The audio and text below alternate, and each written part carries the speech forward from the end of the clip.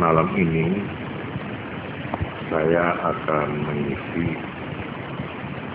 ya tanpa judul, tanpa acara. Cuma di sini saya ingin menyampaikan betapa saya setelah melihat-lihat hadis-hadis Nabi, ajaran-ajaran Nabi, ada ajaran-ajaran yang kadang-kadang bisa menimbulkan salah pengertian, yaitu umpamanya tentang pahala orang yang melakukan ini, itu, entah perbuatan, entah bacaan, yang pahalanya itu begitu besar. Sehingga orang yang tidak mengerti itu mengira bahwa ajaran yang begini ini membawa orang bermalas-malas. Tetapi buat saya memandang dari pandangan yang menyeluruh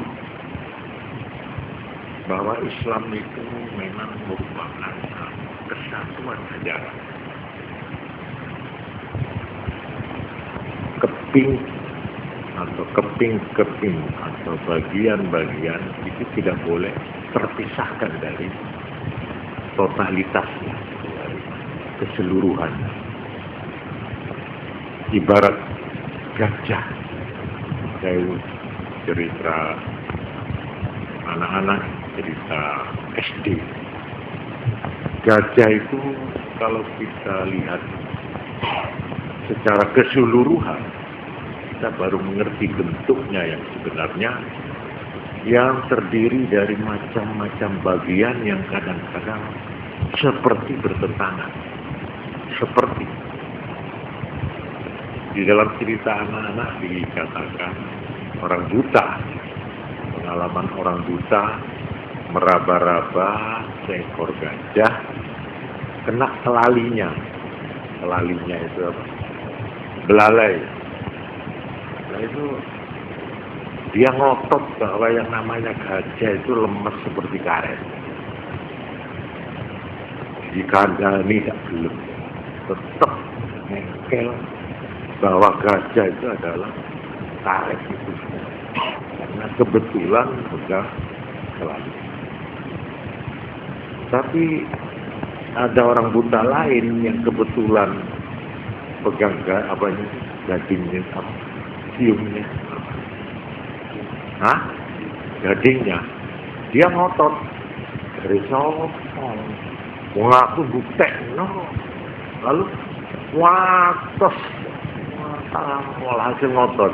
Nah ini berlawanan. Yang satu bilang lemes.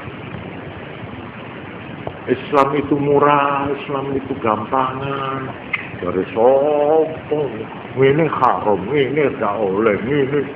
Nah itu kebetulan dia pegang siumnya. Iya betul.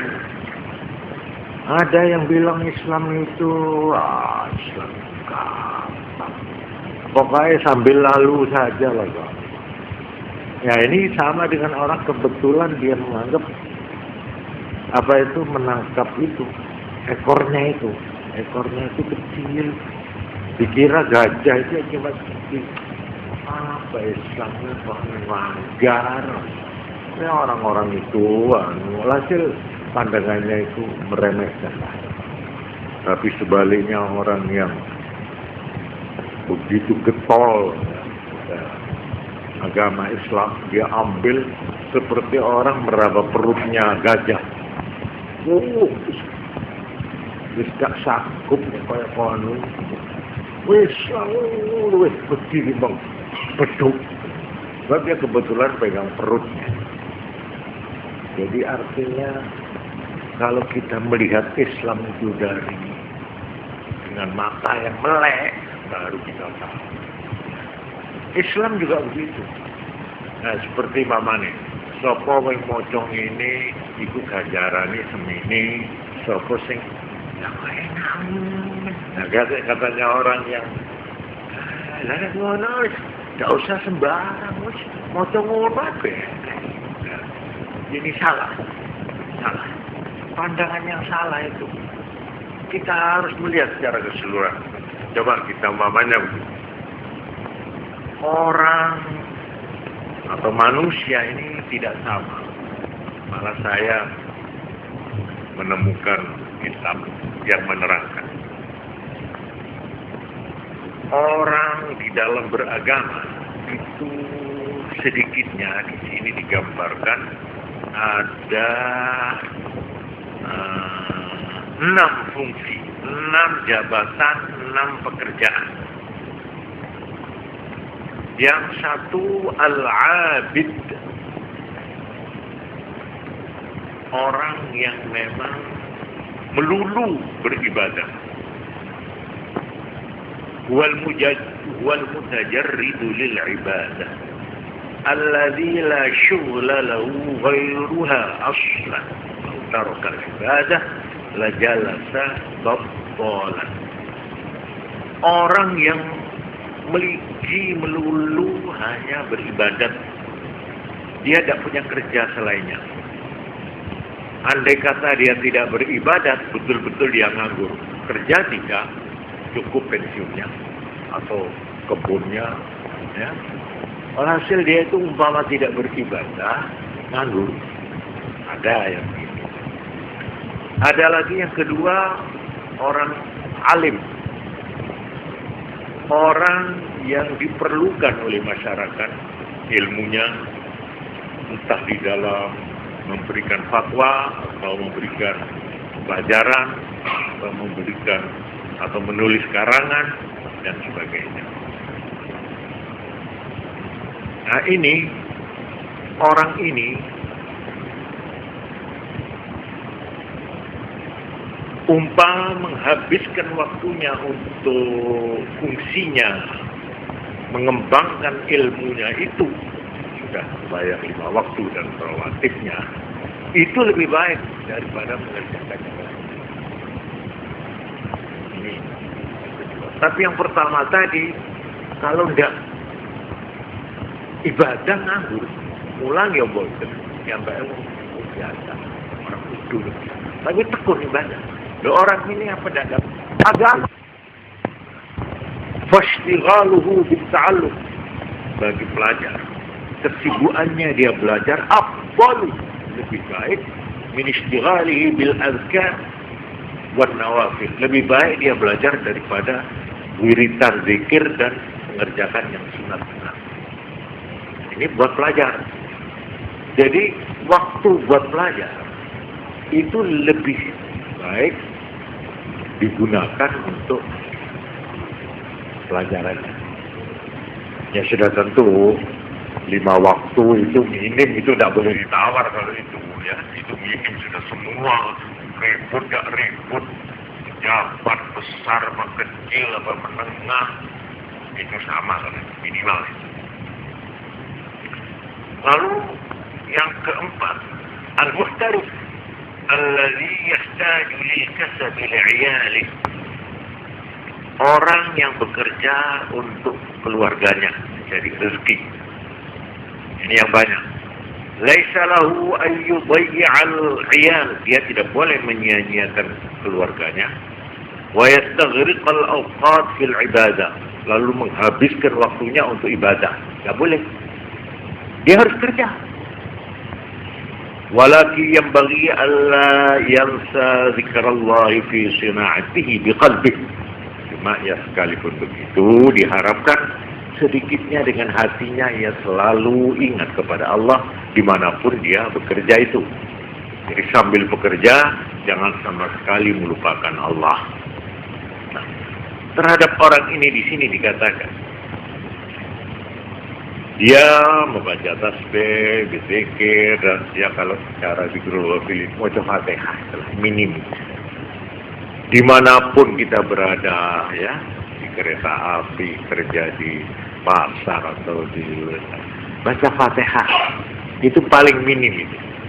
Saya kira tidak berat kalau cuma baca Fatihah. Nah, buat orang ini dikatakan, maka tiap langkahnya, tiap gerak-geriknya yang memang dia betul-betul bukan karena mencari kekayaan untuk sok atau untuk sombong-sombongan, untuk panas-panasan, jor-joran, tapi betul-betul untuk menghidupi keluarganya, orang tuanya atau anaknya yang belum bisa kerja. Tiap langkahnya itu sama nilainya dengan orang yang zikiran, orang yang pegang tasbih itu. Sama itu. Tiap langkahnya dihitung oleh malaikat. Dinilai sebagai ibadah kepada Allah. Asal niatnya baik ya. Kalau niat kerjanya itu niat ya kurang baik, tentu saja ya tidak termasuk. Kemudian yang kelima, al-wali, orang yang menjadi penguasa, orang yang jadi imam, orang yang menjadi hakim, orang yang menjadi pemimpin yang dibutuhkan untuk kepentingan rakyat, untuk kepentingan umat, untuk kepentingan orang banyak dengan tujuan ikhlas dan berbakti. Maka orang ini lebih baik dia itu sibuk dan menghabiskan waktunya untuk mengurusi kepentingan orang banyak. Ya sudah tentu sudah mengerjakan yang wajib-wajib. Cuma kalau bisa seperti yang dilakukan Sayyidina Umar bin Khattab pada waktu beliau jadi kepala negara, Amirul Mukminin, beliau itu tidak pernah mengenal jam kerja. Mulai pagi tidak ada jamnya, terus sampai sore. Nah, kalau sudah habis Isya, baru beliau tidak keluar-keluar. Beliau khusus melakukan wirid malam. Jadi beliau itu kalau wiritan, baca Quran dan sebagainya malam. Sehingga kadang-kadang beliau itu tidak mengasuh. Memang kebetulan fisiknya itu kuat beliau. Jadi siang itu kerja non-stop, dan malam dia tidurnya itu larut. Sampai ada orang menegur Umar, Amirul Mukminin, ya apa? Ya ini maaf, saya ingin tanya. Kalau saya lihat sampai ini kerjanya kok non-stop dan tidak tidur. Lalu tidur sampean, istirahat sampean itu kapan? Jam berapa? Jawab beliau, ya saya mulai pagi.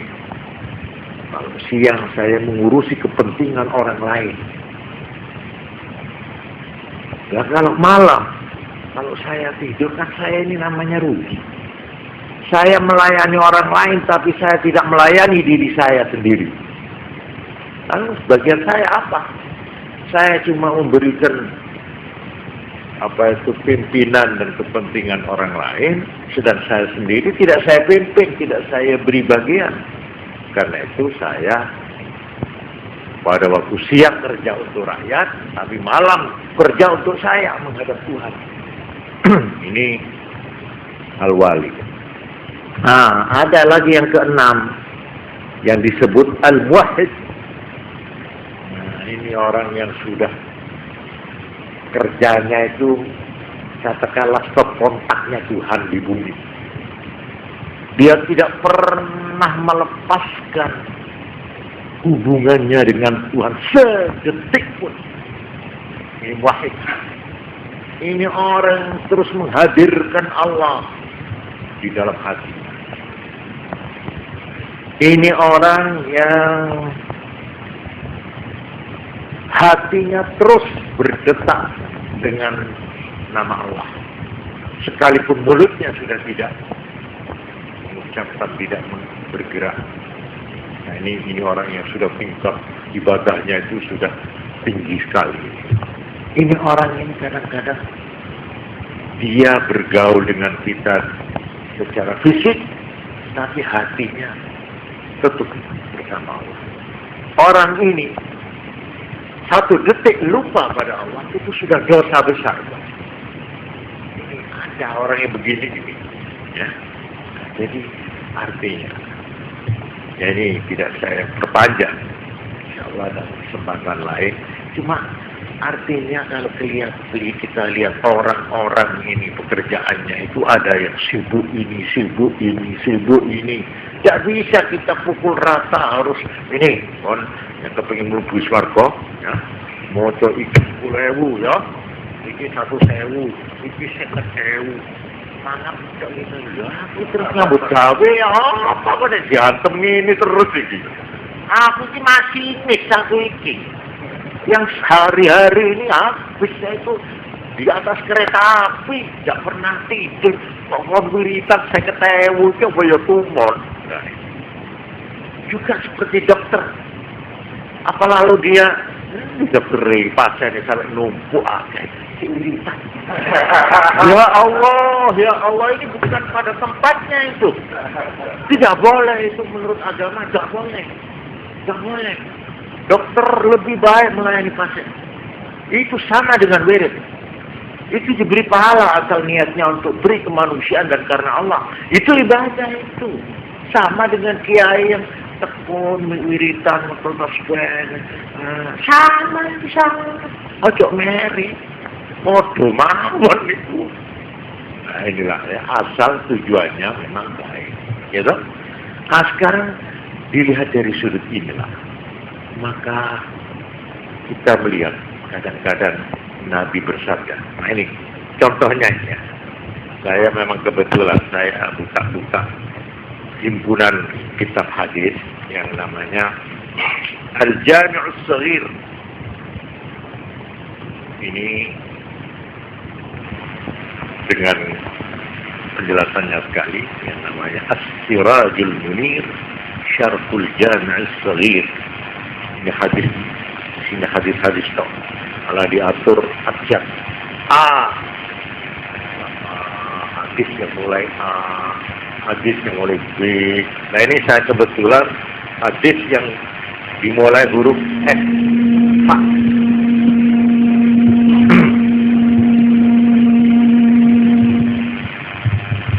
Di sini ada hadis yang dimulai dengan fa. Fatihatul Kitab ta'dilu bisulusayil Qur'an. Fatihah Quran. Nek maca Fatihah satu kali itu mengimbangi 2/3 Quran. Iya, bagaimana itu? Orang baca Fatihah satu kali, katanya Nabi, itu sama dengan membaca 2/3 Quran. Jangan enak ya. Buat sampean yang sibuk, yang tidak sempat baca Quran, baca Fatihah saja. Inilah, ini merupakan rahmat Tuhan.